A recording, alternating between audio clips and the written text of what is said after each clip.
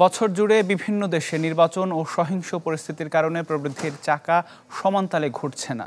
তাই সুদের হার নিয়ে শঙ্কায় আন্তর্জাতিক মুদ্রা তহবিল IMF। সংস্থাটির প্রক্ষেপণ মূল্যস্ফীতি ও উচ্চ সুদের হার আরও বেশ কিছুদিন সমানতালে রাজত্ব করবে। করোনা মহামারীর পরবর্তী সময়ে বিশ্বব্যাপী মূল্যস্ফীতি ও সুদের হার বাগে আনতে কেন্দ্রীয় ব্যাংকগুলোর যুদ্ধ যেন থামার নয়।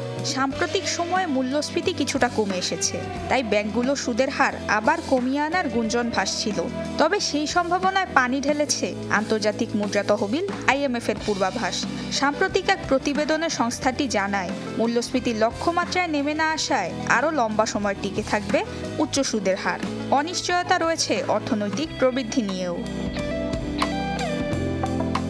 ইউক্রেন রাশিয়া যুদ্ধ, মধ্যপ্রাচ্যের পরিস্থিতির কারণে এমনিতেই পণ্য আমদানি রপ্তানিতে জটিল। নগদের কাছে সব গ্রাহকই প্রিয়, তাই তো সারা দেশে ক্যাশ আউট চার্জ সবচেয়ে কম তৈরি করছে বিশ্বজুড়ে পণ্যের সরবরাহ সংকট।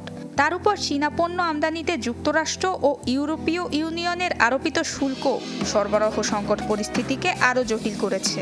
বিশ্বব্যাংকের তথ্যমতে জলবায়ু পরিবর্তন এবং পরিবেশ বান্ধব বিভিন্ন প্রকল্পে বিনিয়োগ বাড়ার প্রভাবে বিশ্বব্যাপী পণ্যমূল্য ঊর্ধ্বমুখী।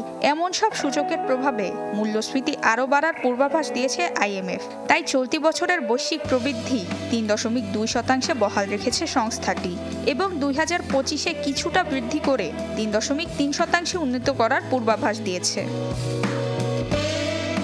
অঞ্চল ভিত্তিতে ২০২৪ সালে ইউরোজোনের প্রবৃদ্ধি 0.৯% এবং ২০২৫ সালের জন্য সামান্য বাড়িয়ে ১.৫% করেছে IMF।